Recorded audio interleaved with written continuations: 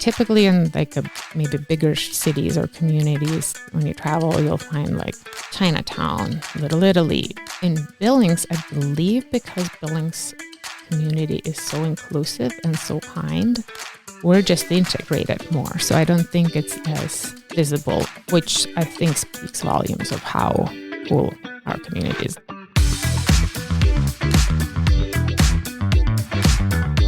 The following is a Big Sky Economic Development production.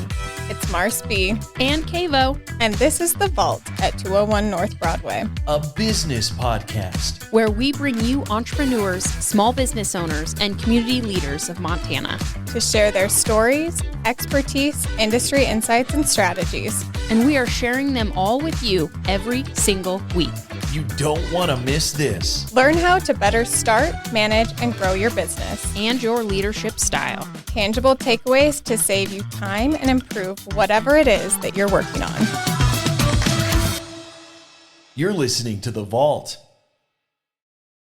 Thank you to Big Sky Economic Development for supporting The Vault at 201 North Broadway.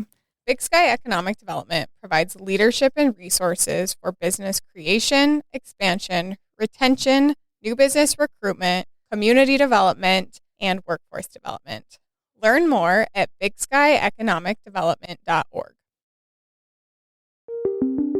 Today joining us on The Vault is Akvilina Rieger, a connector in the community who has built and cultivated the United Nations of Billings. Welcome. We're delighted to have you with us today. Thank you. I'm just as delighted to be here. And we know you do much more than just the United Nations, and you're really involved in the community. We and see you doing everywhere. Lots of things, TEDx Billings, and we want to get to all of that. But we like to start our episodes with just helping our audience get to know you. Okay. So we like to dive into, where'd you grow up? What was your upbringing like to get you to where you are now? Okay. So before I start, since you triggered memory, and I just feel like I have to share. Yes. When you said, you mentioned going down the rabbit hole, I tend to be invited to speak at different conferences or so I'd like to introduce myself as Alice in Wonderland because I tend to go rabbit holes, but I kind of like, that would be me because I'm always curious what's in the next hole, what's happening. So I think that's a great visual. All right. So if you can't pronounce Akvilina, Alice suffice. So I was born, back to the real question. So I was born in Lithuania. And I don't know how deep you want me to go. As deep as you'd like. We love detail. Sure. Okay. So when I was born, Lithuania was still part of the Soviet Union. So socialism, there was, everything was government owned. I guess you get the visual there. And we became independent. We were the first country that kind of fought us out of the Soviet Union, and the rest of it crumbled then after that. But I was about maybe 14, 15. I keep meaning to figure out the dates one of these days since I keep bringing that up so often, when we became independent. And we literally kind of walked out in front of the tanks. It happened fast and furious. And next day we're independent, except we had no clue how to have a business or anything. So our lives changed upside down. Instantly. Yeah. And so my dad started a business at that point, and I was pretty curious about it and decided to go help him. And then he needed some help with the languages. So then I kind of delved into English language. What kind of business did he have? So it was kind of like similar to Costco. Oh, okay. Although, it was a blank canvas at that point. So there was no businesses at all. Mm-hmm. But we also never seen a business because we were locked behind that, curtain. And we had no way to learn about the business. And, we were not allowed to even everything was basically rotten capitalism, according to the news, of the Soviet Union. So it was completely unknown. So my dad decided to send me to United States to high school. And I came there. I came and actually finished my last year of high school here so I could kind of get a grasp of how free society works, and America was the perfect place to go for that. And so I'm forever grateful to my dad for that wisdom. And where did he send? How did he know? Like, where did you go? Did you come here to Billings? No. I when as a mother myself now, like, can I tell that story? Just kind of like, okay. So that was the world before the internet, before, any of this. So I actually remember we just went to visit the family that I stayed with. We found this family somewhere. I still have a few faxes they kept. So it was through the faxes. We didn't even know anything. I mean, for all these years, we were locked from the rest of the world. So, I mean, I didn't even imagine, nothing. And I'd never been on a plane before or anything. And I think I was about 16 or so. No English. Well, I thought I knew English till I landed in Tennessee. Oh, okay. Yeah. And that was rude awakening. By some divine intervention, I had the most incredible family that took me as a host family. And so, yeah, it was a huge growing opportunity. I've gotten, on a plane, come to foreign country, go to Sky School, learn English. I mean, every single day was something new to learn, like from food to traditions to language to how youth interacts. I mean, everything, so that was it. And it was a teeny tiny community, a small town. I like to joke about it to this day because the only thing I knew about United States at that point was I watched a movie, Pretty Woman. And that's the outfit today. But I just, that's how I envisioned America would be. Like rodeo drive, fashion and stuff. And I was always into it because before that, we lived very a limited. The fashion was not an option because it was pretty limited of what you could government based stuff. Yeah, so it's like the grocery stores were basic and everything. So, so I show up in Kingsport, Tennessee. I like to joke population 500 just for the visual. Yeah, I'm from a tiny town. Yeah, it was not rodeo drive, and so I was standing out as with my crazy fashion choices and everything. And so, because it was such a wild west in Lithuania at that point, I mean, we literally just ta-da, we got freedom, but we have no idea what to do next. So we're forming government. We're trying to figure out all of that without any kind of base, really, because we were not allowed to know anything about it. And even worse, we were always told that's the rotten way to live, So, it was interesting. I didn't really care much to live in the United States at that point. And I went back after I graduated. I went back to Lithuania. I went to the university, studying international business for a couple of years and worked in my dad's company. And one day I just got a call from the university president because I think they were realizing at that point that they did not really had strong enough base to teach business at the higher level. Because we didn't even have professors. I mean, everything was new. So they collaborated with Montana State University and came up with a program to send some a student. So they chose me as the first one to give us full scholarship to come to MSU Bozeman. And so he's like, well, you're on top of the list. You have 15 minutes to decide. And, oh my gosh. Because there's 50,000 other people who would go in your place. So Alice was like, oh yeah, sure, I'll go. I'll try it out. Wow. So I came here. But to be on that top of that list, I mean, you must have been stood out academically and et cetera for the school, for them to be like, she's the first pick. I guess so. It's so bizarre. Once again, now as a mother, now I overanalyze all these things. You're like, would I send my kid to do that? Yeah, no, but just how I end up on the top of the list. I mean, I'm married to the most brilliant guy. He's a civil engineer that we met at MSU in Bozeman. And is that what kept you here then? Yes. So tell us about that. So you had the 15, and I want to get to the boy because I think that's a fun story too. So you decided within 15 minutes, did you call your parents? What was that like? And then did you have to go right away? I had to go within a few months. I think actually kind of recall that really well. I was just taking, there was like exams that we were taking, so it must have been spring. And I called my dad. He was, I got his genes about the wanderlust. My mom is the complete opposite of my dad and me. And so she's like, you don't have to do this. It's, no pressure. And I was like, why not? I'll try Well, it. not. So yeah, so I've been there, done there, so fun fact on the side is the university president called me into his office after I agreed. And he said, you have to promise one thing. You absolutely cannot stay there. You have to come back. This is our pilot program. And, there's all this pride involved and money involved and collaborations. And so we want the talent to come back to Lithuania, especially when we invest. I must have been 19, I think, at that point. So never believe 19-year-old when she says never would I ever. Yeah, so I was like, and I, from the bottom of my heart, said I love Lithuania. I went to United States. And even at that point, I did not understand how big United States was.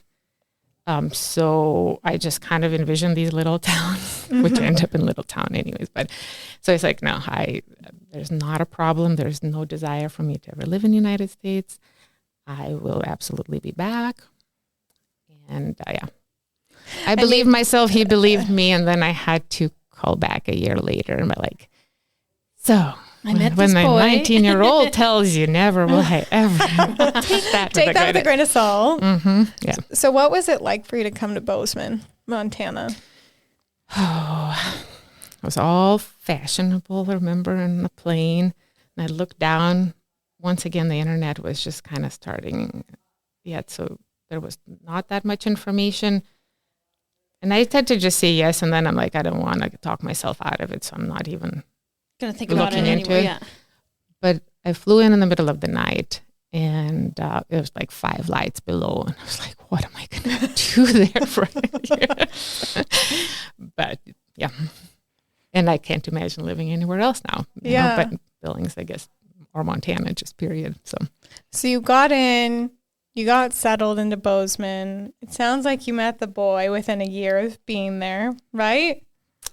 Or so? I met him pretty soon on, and we dated for like 8 months and ran off to the courthouse and got married. And that was 25 years ago as of last May. Congratulations. Yeah, congratulations. How exciting. So so you finished at Bozeman, you didn't go back to Lithuania, you met the boy, you got married, and then like what brought you guys to Billings, and what have you been doing since? So he was studying civil engineering in Bozeman, and he graduated before me. So, and he got offered a job with the state of Montana. And so actually there's a fun detour in between there that he had to spend, I believe, first year in Helena, where the headquarters are, or not, whatever the word is for the state entity. And so I thought I will take a year off. I'm all into healthy finances big time. So I was like, okay, let's get, let's not pay out of country tuition. And so, I went to Helena with him, and I thought I'll just kind of take it easy and maybe not even work, I think, at that point. And I decided the first day I was there, I'm such a curious person. So I'm like, let's just go explore what Helena has to offer. And he was all preparing for his job, and I went to explore, stumbled across the state capitol, met this lovely lady, and started talking. 3 hours later, I was working for the Senate Majority Leader. I'm just going to take it casual. I know, I'm Montana State Senate. Meet with like Governor, who was Judy Morris at that point, in the mornings, and we'll like collaborate on all these things. So my husband, I think he learned not to even be surprised with when I come back. Guess what? I wasn't planning on it. I went as a tourist, but then we just this lady and I just clicked so much, and she insisted that You just come home from sightseeing, you're like, oh, my first day at my job was so tough. And then he's like, job what? Yeah, I just got a couldn't help job. myself. I know. So Wow, it was what an kind of funny experience. to be guiding Montana, most of the Montana senators, to lead them from the majority standpoint. And so they used to give me a hard time, and they would be like, oh, this is the direction we're going. I says, well, would you vote for this? I'm like, absolutely not. It's like, why are you pushing this way? I'm like, I'm just not citizen, so I can't vote. That used to be my job. So, I mean, it's so interesting because you came from Lithuania that didn't have its own government to now working in government policy here. So what was that transition like? Was it a really big learning curve, or were you just excited to see how government actually works? So my dad actually worked. He was a politician back, and like you always have to kind of have a disclaimer and everything. You're like sometimes people can't quite kind of understand. So he was a politician back in the Soviet times. However, he was one of the ones that was transitioning us to become independent. So I know it sounds kind of like spy-like, but but that's kind of what it took, yes, because we were very guarded, and like military bases in every town. That's why the tanks came out the minute people started riding. The Soviet government was very tight that way and very scared of anybody revolting or anything. And so, so those were the people that kind of knew the history of Lithuania. They were in politics, but they were pushing for Lithuania. And so, So very pivotal to the history of Lithuania. So I was heavily involved in knowing how everything was working, and behind the scenes of politics and stuff. Dad would share a lot of, this is what's happening, but this is what's truly happening, And so interestingly, he had 2 degrees, one in economics. And then once he got into politics, he got a political degree. And so I remember him telling how interesting it is that you could learn the same courses of history, one with economic things, completely one history. And then when you learn it as a political science, it's what was behind, what caused that war, what caused that situation, you dive into things a little differently. Different. Wow. So you were working in Helena at the Capitol.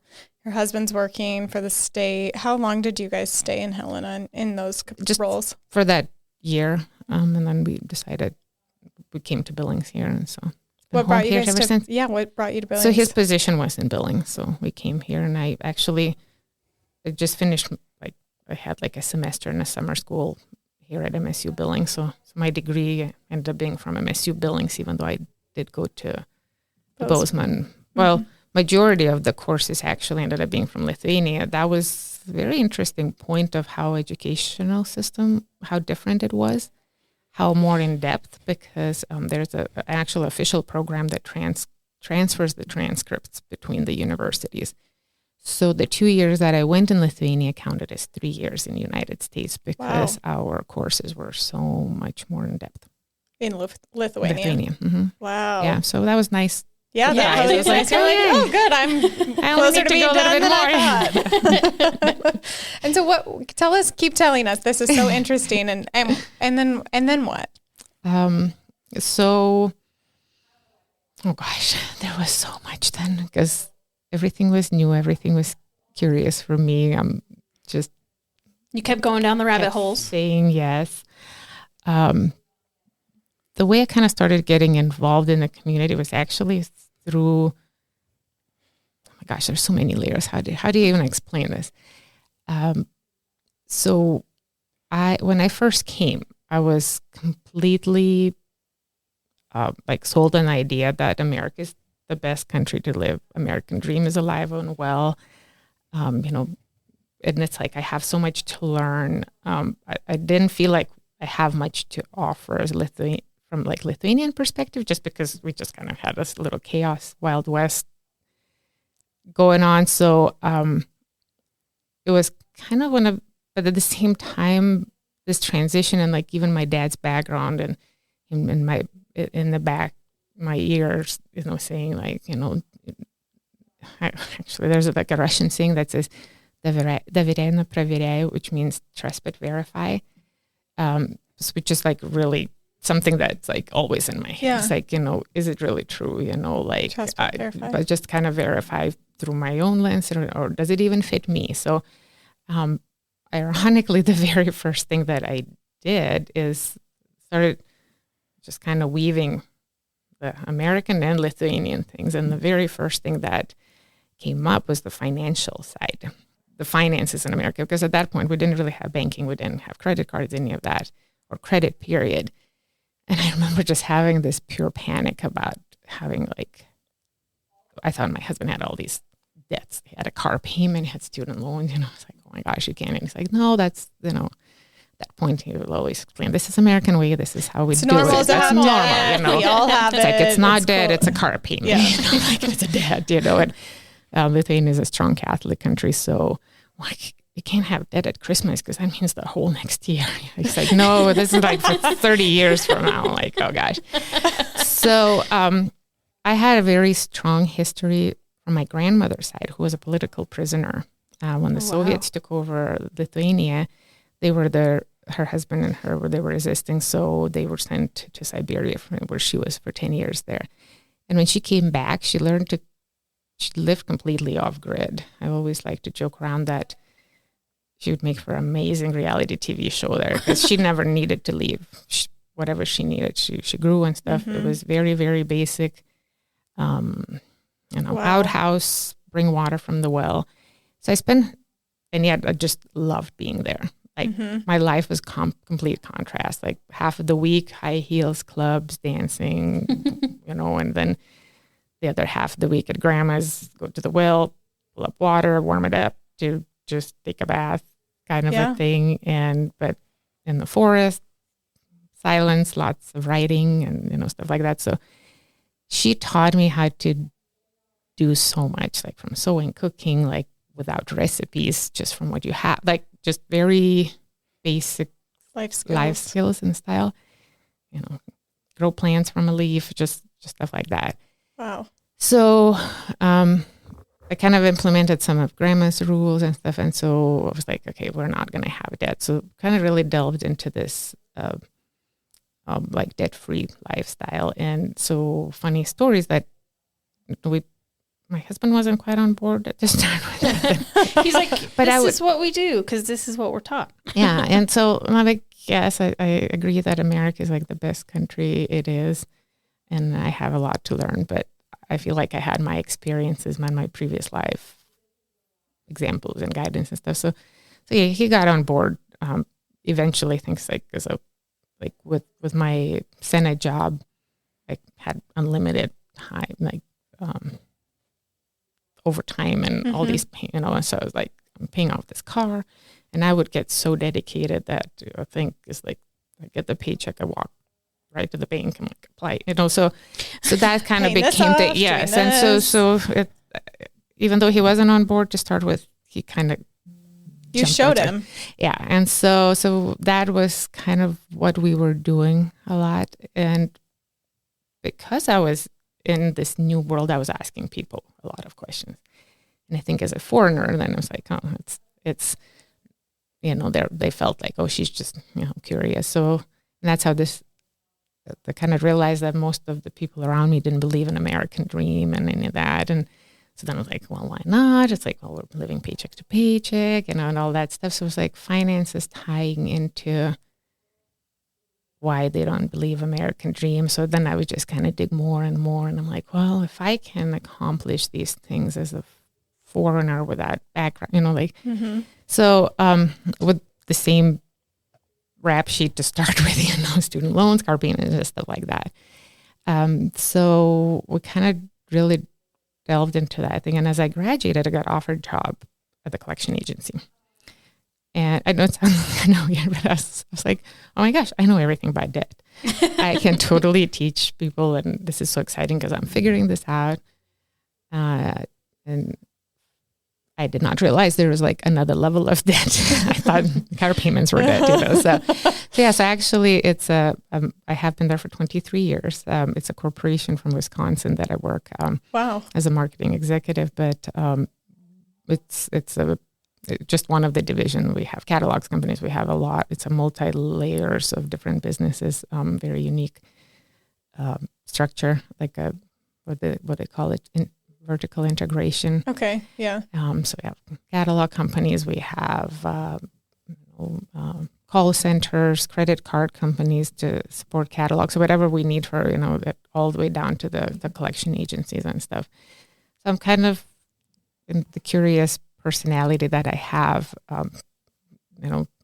kind of learned a lot about each of those parts, and I've been really loving it. So I work with pretty much all of Billings businesses through that area, from hospitals, banks, utility companies, dentists, So wow. And because I've been there for so long, it's, I don't know, I still enjoy it every day. Yeah, but it sounds interesting, and where it's like bringing in where you've learned a lot of it, a lot of it, that you can teach it, and now your role's elevated because you've done all of those things. And so then it kind of, as I was getting involved with all of our clients and communities, people were like starting to ask me to come and speak at the conferences or something. And so it was kind of it just kind of rolled from there, because people would be like, well, come talk about, living American dream. I think it was a Peace Corp that once invited it.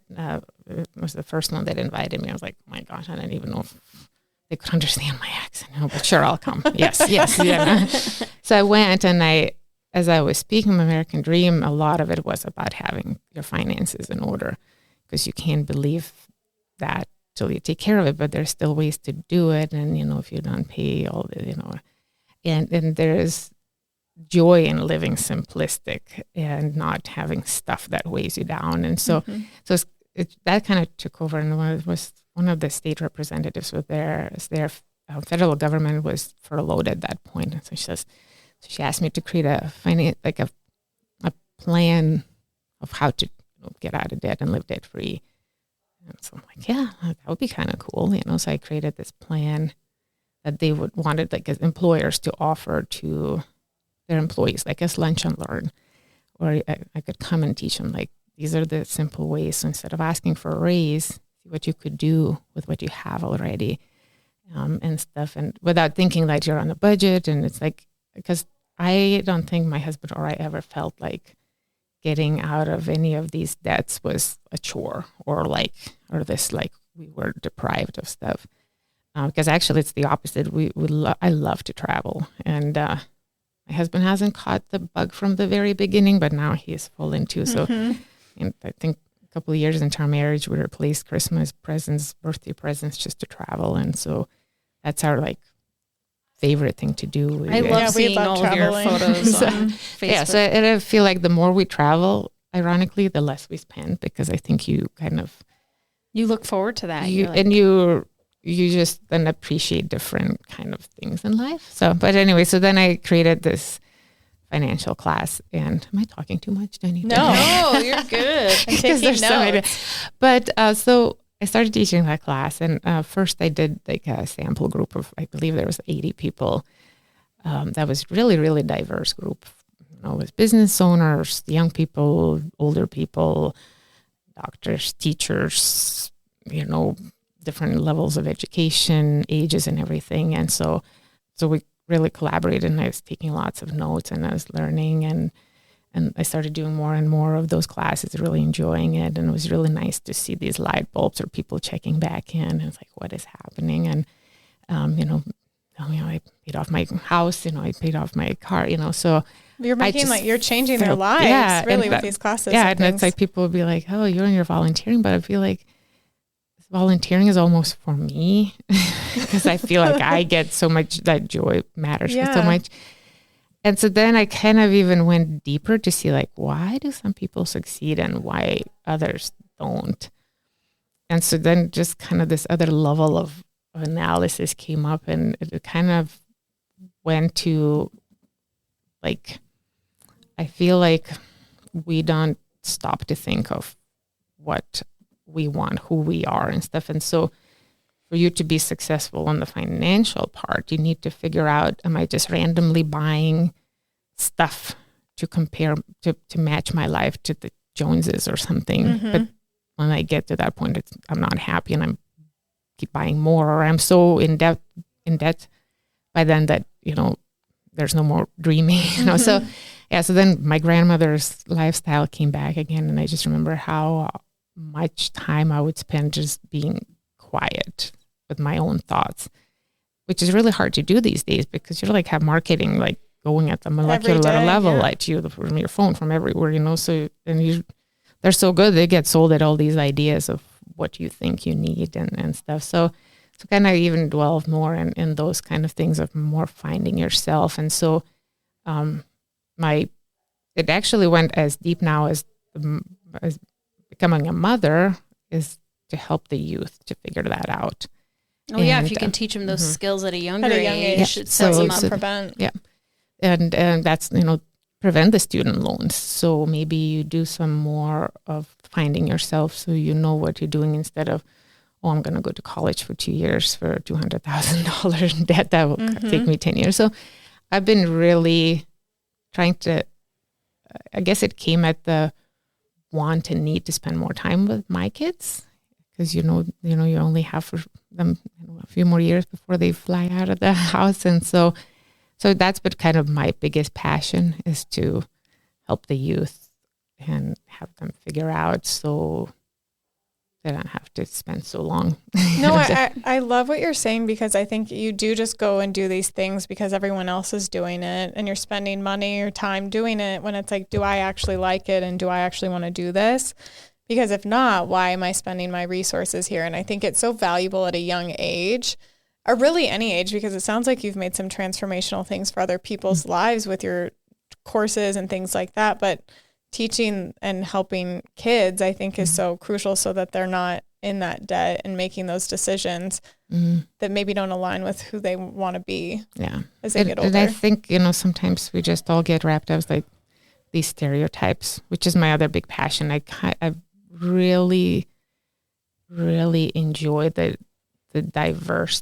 positive effect or the effects of diversity, learning from each other, learning across generations, across all of that stuff, instead of just saying, the dumb millennials. Stop and think why do they think is it something we did? Maybe we're not talking enough. We're not understanding each other. We're not listening enough. Instead of just write it off. So I'm on the Billings Chamber Diversity Board. And so I really enjoy that part. And actually, William Henry is the one that kind of threw me into that arena, and I'm forever grateful because he's a good connector too. Yes, he was the one that I was trying to get him to talk at the conference, and he was not available. So I asked him who he would recommend. He's like, you. I'm like, no, and but then I was like, okay. And he's probably right. Yeah. Yeah, so I kind of got in from a different perspective of it, more from different countries, how we all do different things, how you could be happy in different ways and just everything. So I feel like I just have light bulbs go off all day long. I love that. So yeah, it's, I don't know, makes for very colorful life days. Are you still teaching those debt-free lunch and learns? I do. That's that's good for us to know for our work at work. Yes. Okay. But so you've been connecting, you're doing this great work for the community. You're getting connected into Billings over these past 25 or so years. I know you're connected in a lot of other groups. So the Chamber's DEI advisory group, the United Nations of Billings, I believe you've started and created that. So can you tell us a little bit about that? Because I think it's really unique and a magical thing that you've created in Billings. So I don't know if I could take the credit 100% on it. There was a few of us, but the rest of them are not here anymore, even though we're still very, very much connected. When I first came and stayed, one of the fears or a little uneasiness for me was not to lose my language. I'm still such a Lithuanian inside. It's And do your kids speak it? No. I didn't know if they did. They did. My older one started at the beginning. It was kind of it was a struggle because for me to get it, it's one of the world's oldest languages. It's a hard language to learn, and for me to teach my kids, I would have had to exclusively talk Lithuanian. And my husband tried so hard. He's an engineer. He could do the math, all day. That I can't even I don't even it makes my head. But so it just did not work with our family dynamics. I felt just like I'd have to translate it anything right away because it was just the four of us. We'll be traveling, doing things. So, and yeah, that's pretty much the only way to really teach it. Mm-hmm. And so now that's my mommy fail that I feel. But no, yeah, but you do, and that's still mm-hmm. a very strong. I'm assuming that you still have some of those cultural things that you've learned and grew up with that now your kids mm-hmm. know. And we go to Lithuania a lot, so they're wow. But so when I first came to Billings, my biggest desire was to find another Lithuanian so we could at least talk and mm-hmm. continue. And people in Billings were amazing. I don't know. I think I've even heard myself quoted so many times that I feel like Billings people are like the most gracious hosts. And they were so kind. Anytime they'll hear somebody with an accent, they will introduce us. And I feel like, oh, you're from South Africa? Somebody thought it was from Lithuania. But so that's how it started. People, because I would always be, curiously going everywhere. And through my work, I worked with so many businesses right away that they would try to introduce us to anybody else with an accent, because people at that point were not really recognizing the differences between the accents. So I think my very first friend, who was also big time into, so there's Yolanda from South Africa. So our first group was a dear friend of mine who's like my sister up to this day, Natasha. She's from Ukraine. Veronica, who has Veronica's Bakery here. She's from Uzbekistan. Yes. Then Yolanda from South Africa, the original owner of Enzo's Patricia from France. I think there's and then I had a Liliana from Russia. So we had like really weird group. And so one of the husbands, they're like, oh, United Nations of Billings got together. And so it just stuck because we would go dancing. We would constantly be getting together and baking and cooking. And I have this tradition for 20 years now to get together at Christmas time and do Christmas cookies. Wow. We're all bring from our own countries and stuff. So how special. Mm-hmm. And so the group changed quite a bit since. So I feel like I got the title of being the founder, even though there's a few of us. But I think Veronica joined in a few years later, but of us getting together. But we even have our little private Facebook page. I think there's like 150 or so people overall. Wow. Not all of us get together. There's a core of us that constantly get together and do things. I kind of became kind of a connector because people always would say like, where do I go to? I need a hairdresser. I need a dentist. I need this. So I'm always be, the one. And then people will come and say like, there's nothing to do. And I'm like, oh my gosh. Like there's so like much to 3 do. things every night I want to do, on my calendar. So I always like to share calendar and stuff. And it actually came in really handy when Mayor Bill Cole was putting together Mayor's World Language Dinner. Mm-hmm. It was. Can you talk to us about that, just for those that maybe are listening and don't know what that is? So our mayor and first lady, or whatever the title would be, what are like mayoress? I'm not sure what that is either. Yeah. Most incredible people. We have this is a third year. We just started looking into the next year event. So forever grateful for this opportunity, and that they started this or took off from this idea. So it's it's Mayor's World Languages Dinner's the title, and the purpose of it is to bring people that speak different languages together in Billings, just for Billings area. So for the third event, I think first year it was at Billings Depot, mm-hmm. and we've filled it to the brims. We ran out of room, and was by invitation only. We could not include everybody we wanted to. Second year, moved to Northern and ran out of room there. Wow. That's a lot of. Yeah, moved to Billings Hotel and Convention Center this year, and that's the first time when pretty much whoever we wanted to invite was invited, and there's still a lot more, but we had 460 or so people speaking maybe 60 some different languages of the world. Wow, it's pretty incredible. Right here in Billings. Yeah, it's all here in Billings. That is really incredible, and I think like our population in the counties, like total of county is like 172 or something. So just thinking how many languages are represented in our population, that's astounding. Mm-hmm. It was interesting that sometimes, kind of like I'm telling you, these light bulbs sometimes keep going through I'm also on the TEDx Billings. Yeah. I just was going to ask you, what other groups are you involved in? But when we were creating a democracy event last weekend, I invited a good friend, Yulia Johnson. She was a journalist back in Ukraine, and the most fascinating woman ever. And so she was speaking, and it's still interesting that after all these years, something like so basic comes up, and it's like, I didn't think about it this way, or psychologically, or how the diversity works, or how we think different, or, and all of that stuff.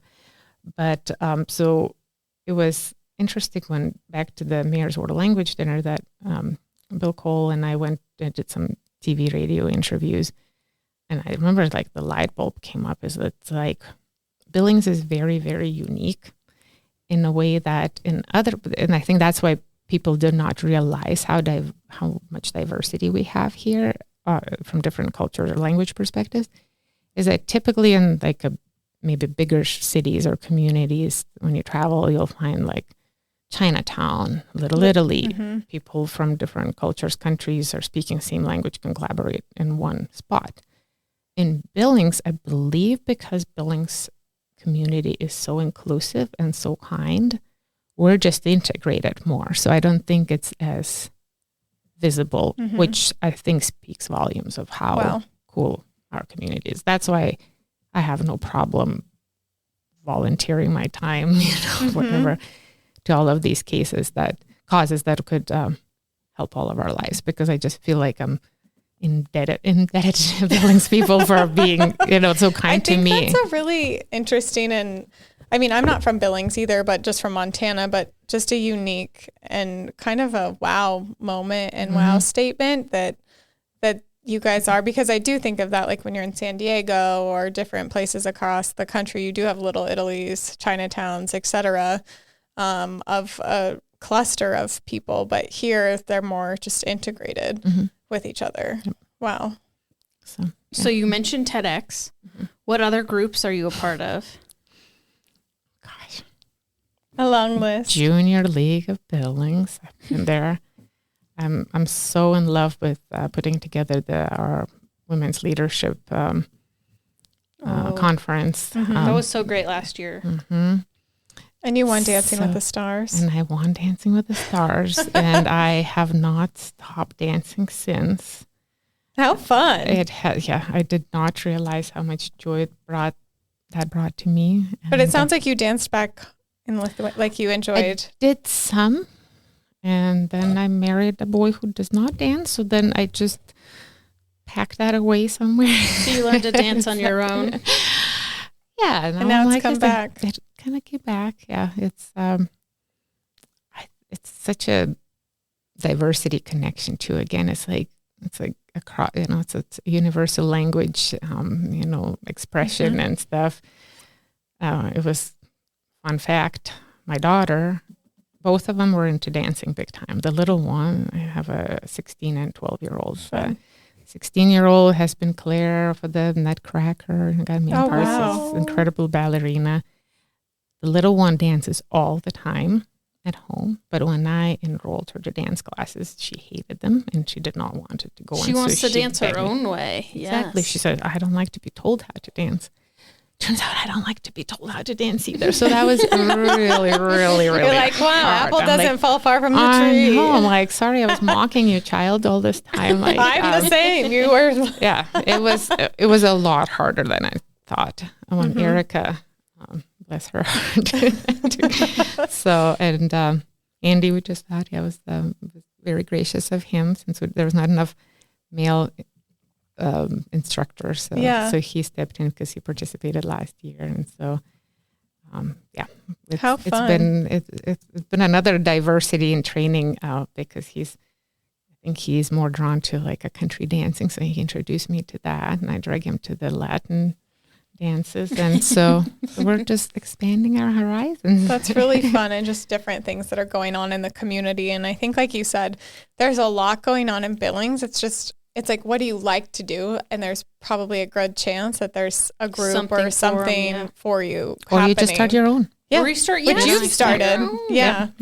So for people new to the community or trying to get involved, what advice do you have for them?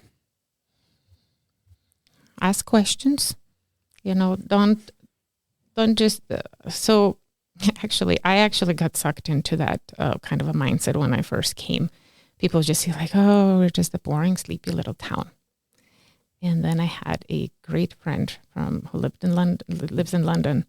And so she had a 16-year-old daughter at that point, and I think we only lived in Billings for a few years. She says, I'm going to come to visit you. And I said, oh my gosh, you can't. You'll be so disappointed. We're just in this sleepy little town. Please don't know. We could meet somewhere else. I just feel like you will spend so much money for traveling here, and you'll be so bored and disappointed. She says, I don't care. I'm coming. Like, okay.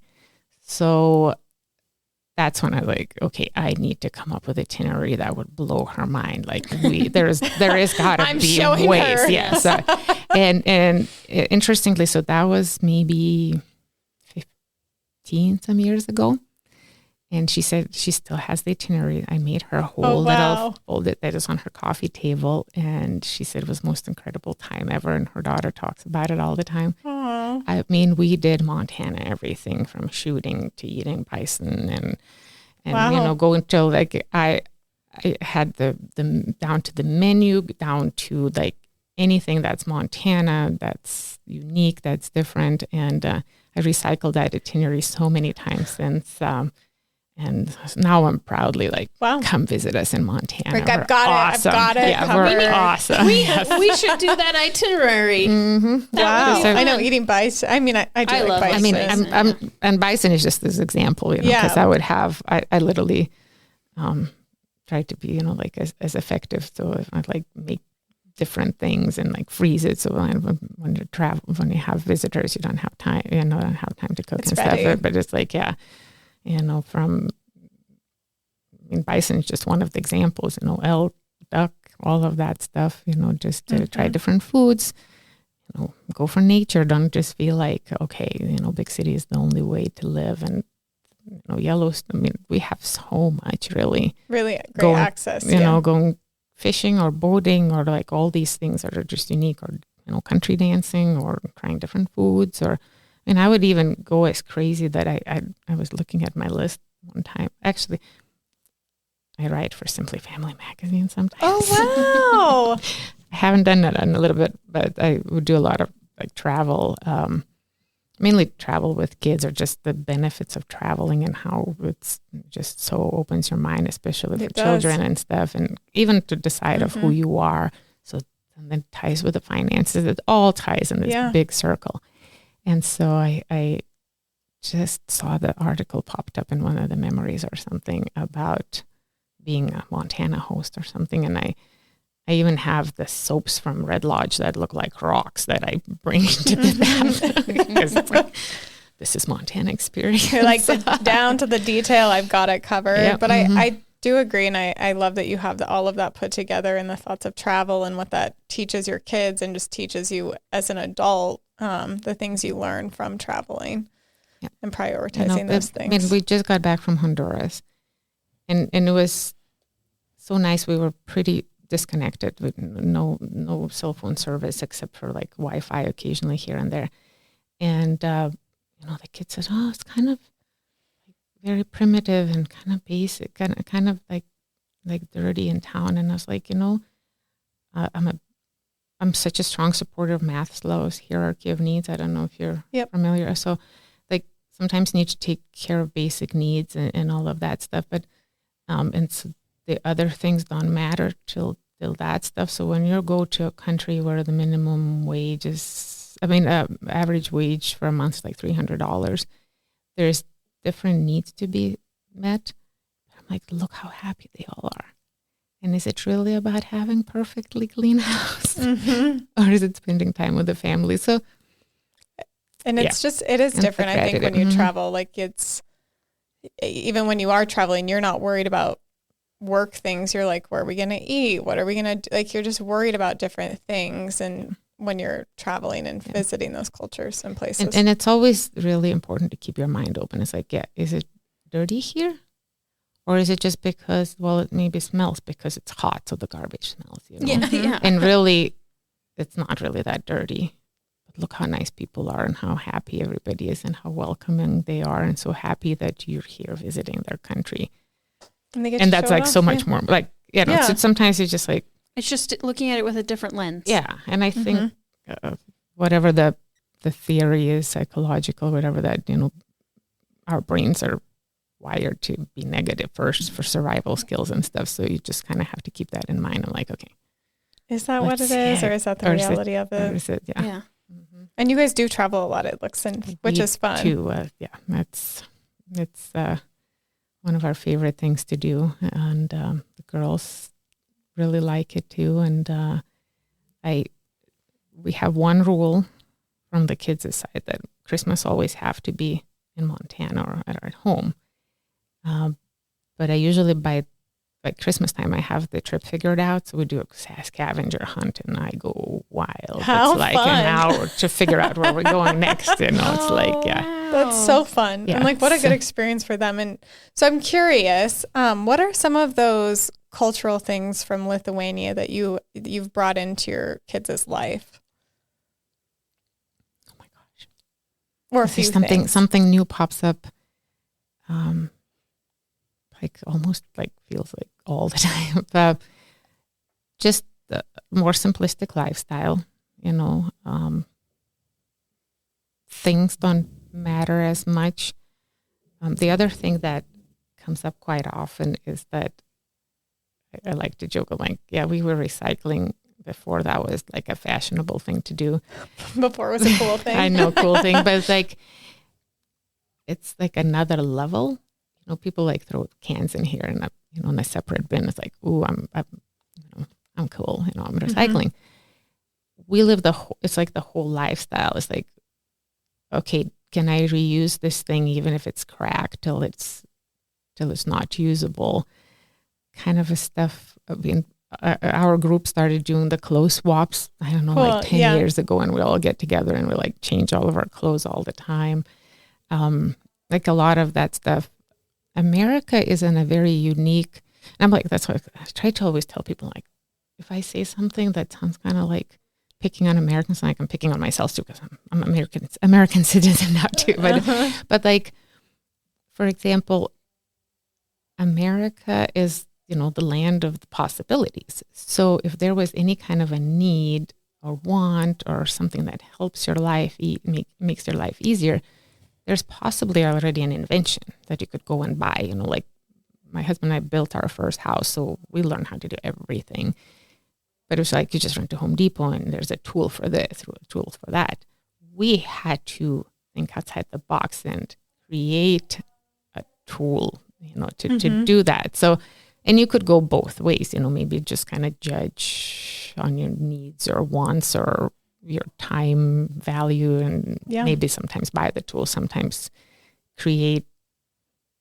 do the same what the tool would do with what you have at home, kind of a thing. So like make use of it. Make use of it or learn how to do things. And there's so much pride in getting things done, instead of, even when the girls would want to decorate their room or redecorate, it's like you could just go and buy it all, but if you pick these pieces like little by little and keep adding, and it's completely unique and your own, and not just like how do you reconfigure what you have?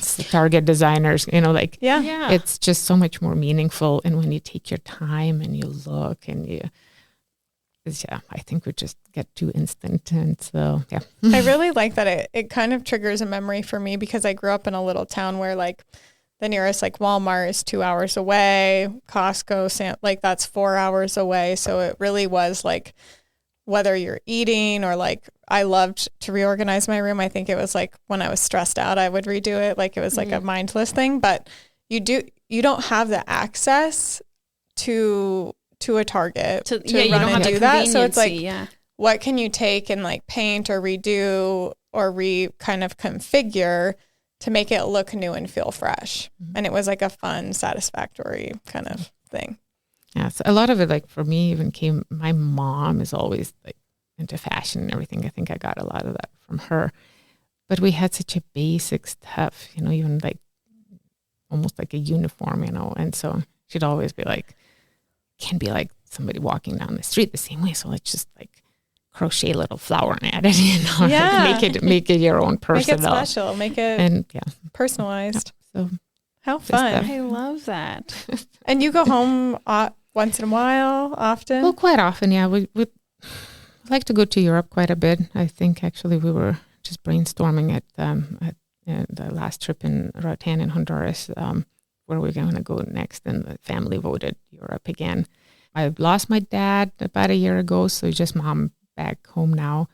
But my sister moved here, so it's easier to bring mom here. So mom is coming next month, actually, and bringing fun. 2 friends because she wants to show off America. So you can too. bust out that itinerary. Yeah, it's like, I'm like, I got it. I have one more like event in between, and before they come, like we're going on the How fun. itinerary to show her friends, a friend and her daughter, like 12. So it's like a different spin on like, what do we do with a 12-year-old? And close to your girls' age. Yeah, oh, so. how fun. Oh, that'll be a ton of fun. So I don't know. I just feel like when I look back, it's like for all these people that didn't want it to, that I didn't allow them to come visit us, It's actually became a competition. I think a lot of, like I have friends that were studying international business that are in like different countries and stuff. So, or like even my cousin came to visit here and I busted out my itinerary. So when I went back, they busted out. There's like, who could show off, Their community the best. I know, it's like, yeah. So we're like, I love it. It's kind of like a who can do it better. Yeah. Oh, I love Even it. though they're different places. Yeah. But it's so different to experience country or culture. Like, like when I say like, when I tell you travel, it's not like understand loosely that you don't just go to a resort in Mexico where they Americanize it for you as much as possible. Go and like experience authentic place. And if you have some friends that say, hey, come visit me, go visit them and be local. Yeah, and experience the localness and visit. Yep. The girls and I went to New York a few years ago with one of the initial United Nations of Billings friends who moved to, she lives in New York now, and it was how fun. It was completely different experience, I think, than everybody else thought of New York. Because you're getting like a local, go to the local places, do the local things. Yeah. So different than the. So anytime friends say like, come on to visit. Take advantage and do it. I love and that. then invite them back, kind of go reciprocate. Back and forth. Yeah. Host them here too. Exactly. Well, we've loved talking to you and hearing your story. We love to end each episode with a few rapid fire questions. So we'll just take a quick moment to hear a message from a sponsor and come back to the rapid fire questions. Thank you to the Small Business Development Center for sponsoring The Vault at 201 North Broadway. The Small Business Development Center offers free personalized support from business plans to financial projections and beyond, empowering small businesses to thrive. Reach out to us at bigsky.economicdevelopment.org. All right. Well, welcome back from our little break here. I want to start out the rapid fire questions by asking, what is your favorite thing about Billings? People. By far, people. Yeah.